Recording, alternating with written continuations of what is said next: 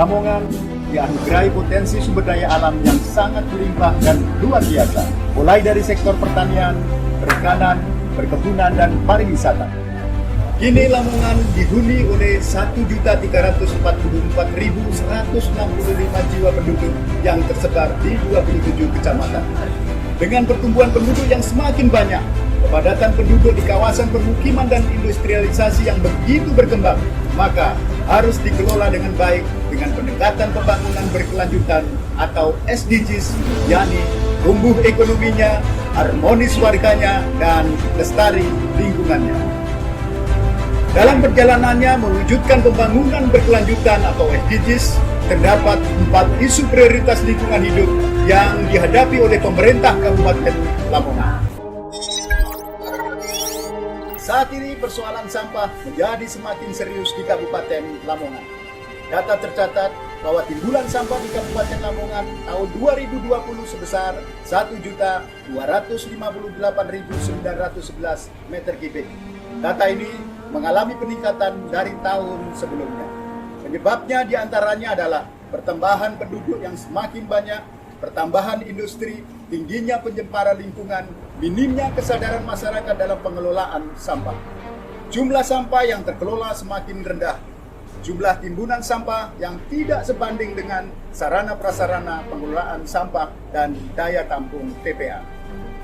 Ini menjadi perhatian serius bagi saya dan jajaran pemerintah Kabupaten Lamongan untuk bisa menyelamatkan kedaruratan sampah dan mengolahnya menjadi lebih baik lagi. Oleh karenanya, pemerintah Kabupaten Lamongan membuat inovasi dengan nama Samtaku, Sampahku, Tanggung Jawabku.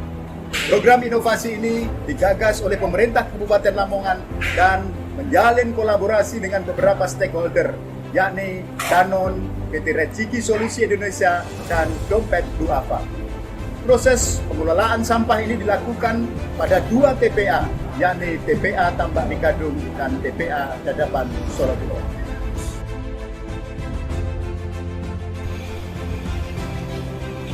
Dan pengelolaan sampah disumber dengan 900 unit bank sampah yang terintegrasi dengan Bank Sampah Indo. Mengapa Samtaku? Inovasi Samtaku merupakan upaya dan langkah untuk mengelola sampah di 3 pilar sekaligus, yakni kemitraan, teknologi, pemberdayaan masyarakat, pengelolaan dengan prinsip 3R, yakni reduce, reuse, recycle. Dampak setelah adanya Samtaku sangat dirasakan oleh pemerintah daerah dan masyarakat Kabupaten Lamongan. Pertama, penanganan sampah 2020 mencapai 180,2 ton per hari dari yang sebelumnya 154,7 ton per hari. Pengurangan sampah TPA Tambak Mikadung Lamongan yang mencapai 70%, artinya 6-10 ton per hari, hanya residunya saja dari yang sebelumnya 50-60 ton per hari. Kemudian pengurangan sampah keseluruhan menjadi 52,3 ton per hari, yang sebelumnya adalah 20,92 ton per hari di Kabupaten Lamongan. Dan tentu aksesibilitas masyarakat semakin dekat. Nilai ekonomi sampah naik menjadi 500 juta sampai dengan 1 miliar per tahun. Dan kemudian support capaian SDGs untuk sampah didaur ulang dari 10,2% menjadi 25,3% pada tahun 2020-2021. Bahkan dengan inovasi ini, Lamongan menjadi rujukan studi tiru dari beberapa kabupaten di Indonesia. Bahkan pemerintah pusat pun juga mengapresiasi inovasi Samtaku ini. Kami sangat bangga dengan TPST Samtaku. Lamongan menjadi satu-satunya TPST di Indonesia yang menggunakan skema kemitraan dan teknologi berstandar akreditasi internasional. Dan juga menjadi TPST terbesar di Jawa Timur dengan kapasitas pengolahan sampah hingga 60 ton per hari. Dengan adanya Samtaku ini menunjukkan bahwa pemerintah terus berbenah dan berkomitmen dalam pengolahan sampah sehingga kelestarian lingkungan bisa terus terjaga dan memiliki dampak secara sosial dan ekonomi masyarakat. Bukan hanya Samtaku, tapi juga ada beberapa inovasi dan kebijakan yang telah lama kami jalankan untuk menuntaskan permasalahan sampah.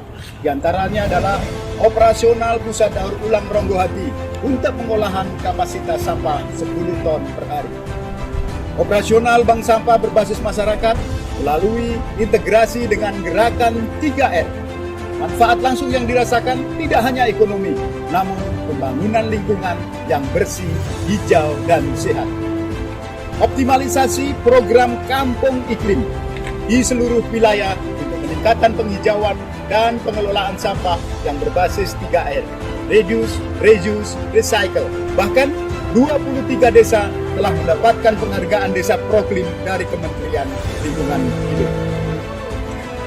Optimalisasi program Adiwiyata di setiap sekolah sebagai upaya untuk pengenalan pelestarian lingkungan dan pengolahan sampah sejak dini. Kampanye pengurangan sampah plastik, no tumbler, no water, yang bertujuan untuk mengajak agar masyarakat bijak dalam penggunaan plastik yang dimulai dari lingkungan ASN. Program Green and Clean sebagai program unggulan kami yang berbasis RT, yang terintegrasi dengan bank sampah dan menjadi bagian dari Samtak. Di era pandemi COVID-19, kini persoalan sampah medis semakin berkembang.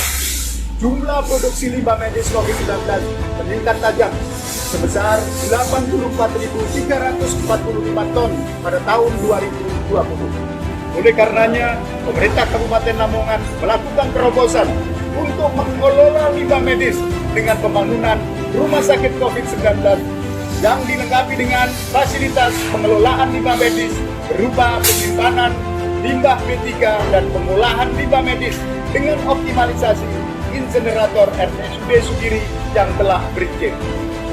Alhamdulillah, dengan upaya tersebut, limbah medis yang dikelola Kabupaten Lamongan pada tahun 2021 sebesar 69.019 atau mengalami penurunan dibandingkan dengan tahun 2020.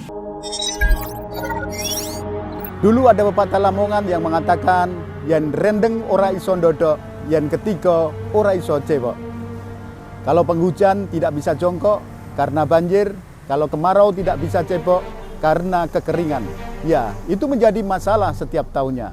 Data menyebutkan bahwa kondisi kekeringan yang ada di Kabupaten Lamongan tahun 2020 terjadi seluas 25.334 hektar yang tersebar di 9 kecamatan Modo, Bluluk, Sukorame, Kedompreng, Sambeng, Lagah, Babat, Brondong, dan Karangbinangun. Luasan wilayah yang tergenang banjir di Kabupaten Lamongan pada tahun 2019 sebesar 10.485,51 hektar di 15 kecamatan. Sedangkan pada tahun 2020, luasan yang tergenang terjadi penurunan menjadi sebesar 7.027 hektar di 17 kecamatan. Oleh karenanya, pemerintah Kabupaten Lamongan melakukan penanganan yang serius dengan cara membuat beberapa kebijakan sebagai bentuk komitmen dan penanganan banjir serta kekeringan melalui yang pertama, Keputusan Bupati Lamongan nomor 184 tahun 2020 tentang status tanggap darurat bencana banjir, tanah longsor, angin puting beliung, dan rob di Kabupaten Lamongan. Kedua, Keputusan Bupati Lamongan nomor 175 tahun 2020 tentang status tanggap darurat bencana hidrometeorologi di Kabupaten Lamongan. Yang ketiga, Keputusan Bupati Lamongan nomor 258 tahun 2020 tentang status siaga darurat bencana kekeringan hidrometeorologi di Kabupaten Lamongan.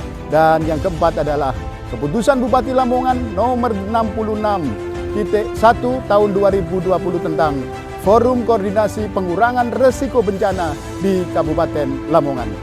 Adapun langkah-langkah taktis yang sudah kami jalankan diantaranya, yang pertama adalah normalisasi waduk dan sungai sebesar 525.000 meter kubik. Yang kedua, pengembangan desa tangguh bencana atau Destana. Yang ketiga, pengembangan aplikasi Lamongan Tanggap Darurat, yaitu Lamtana. Yang keempat, pembentukan Pusat Pengendalian Operasi Bencana atau Pusdalop. Dan yang kelima, pengembangan santri dan pesantren tanggap bencana atau Santana. Berikutnya, pengembangan tim reaksi cepat terhadap bencana, kemudian rehabilitasi dan rekonstruksi pasca bencana, pembersihan sungai dari sampah dan enjeng kondok, kemudian normalisasi saluran dan sungai, serta operasional dan perawatan pompa banjir. Berikutnya, yang tidak kalah penting adalah penyediaan suplai air bersih dan air baku untuk pertanian di wilayah kekeringan, serta pemberian bantuan baik berupa air bersih dan logistik oleh BPBD Lamongan. Setelah adanya kebijakan dan inovasi yang dicanangkan oleh pemerintah Kabupaten Lamongan, ini telah berdampak nyata dalam penanganan kekeringan dan banjir di Kabupaten Lamongan. Bahkan mendapatkan prestasi, diantaranya adalah Desa Tangguh Bencana di Tracal, Kecamatan Karanggeneng, dan berhasil mendapatkan penghargaan Desa Tangguh Bencana tingkat Jawa Timur dengan kategori Madya. Dan juga Desa Centini, Kecamatan Laren, yang telah berhasil memenangkan Lomba Desa Tangguh Bencana tingkat provinsi tahun 2021. Dan yang paling penting pada saat ini, masyarakat bisa merasakan kehadiran pemerintah daerah yang begitu cepat dalam menangani banjir dan kekeringan, sehingga tidak berdampak pada kondisi sosial dan ekonomi masyarakat. Isu penurunan kualitas air permukaan ini menjadi isu penting dikarenakan Lamongan memiliki potensi 33 waduk dan 42 sungai yang harus dijaga kualitas dan peruntukannya. Inovasi dan terobosan dalam upaya menjaga kualitas air permukaan ini terdiri dari yang pertama, OnLimo. Inovasi ini merupakan sistem pemantauan kualitas air secara kontinu, secara otomatis dan online selama 24 jam untuk memantau kualitas badan air di Kabupaten Lamongan. Sistem ini dilengkapi dengan sensor otomatis untuk 11 parameter, data logger, sumber energi, dan pusat data yang terintegrasi dengan KJLK. Kemudian program kali bersih di 36 sungai yang merupakan kewenangan kabupaten. Yang ketiga adalah optimalisasi program pengawasan dan penegakan hukum lingkungan. Yang keempat, optimalisasi instrumen pencegahan di bidang perizinan lingkungan dan bidang pembuangan air limbah. Berikutnya adalah pembangunan dan perluasan SPAM Mogjolagres dan SPAM Karangbinangun yang diperuntukkan untuk layanan air bersih. Dari sisi kebijakan pemerintah Kabupaten Lamongan yang telah mengeluarkan peraturan, diantaranya adalah Peraturan Daerah Kabupaten Lamongan Nomor 9 Tahun 2020 tentang pengelolaan air limbah domestik. Kemudian Keputusan Bupati Lamongan Nomor 229 Tahun 2020 tentang District Project Implementation Unit Nation Urban Water Supply Project Kabupaten Lamongan. Melalui berbagai langkah tersebut, nilai indeks kualitas air meningkat dari 66,67 di tahun 2019 menjadi 68,18 di tahun 2020. Walaupun Lamongan dianugerahi kekayaan alam yang luar biasa, tetapi masih ada permasalahan yang serius, yakni alih fungsi lahan dan berkurangnya area resapan yang mengakibatkan banjir, kekeringan, bencana longsor, dan abrasi pantai. Kaitannya permasalahan tersebut, pemerintah Kabupaten Lamongan berkomitmen menuntaskan dengan kebijakan Peraturan Daerah Kabupaten Lamongan Nomor 3 Tahun 2021 tentang Rencana Tata Ruang dan Wilayah Kabupaten Lamongan tahun 2020-2039 sebagai kitab suci untuk menjaga ruang terbuka hijau dari alih fungsi lahan. Kemudian Keputusan Bupati Lamongan Nomor 340 Tahun 2020 tentang lokasi dan alokasi kegiatan rehabilitasi atau pemeliharaan rutin bangunan atau tempat penampungan air lainnya Kabupaten Lamongan tahun anggaran 2020. Melalui kebijakan tersebut menjadi dasar dan mendorong kami untuk terus menjaga ketersediaan ruang terbuka hijau dan terjadinya alih fungsi lahan dengan berbagai gerakan sosial kemasyarakatan, yakni yang pertama, kegiatan penghijauan di 10 hektar lahan kritis.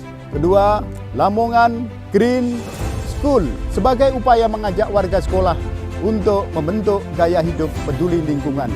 Yang ketiga, konservasi kawasan pesisir melalui penanaman mangrove dan cemara udang pada area 125 hektar.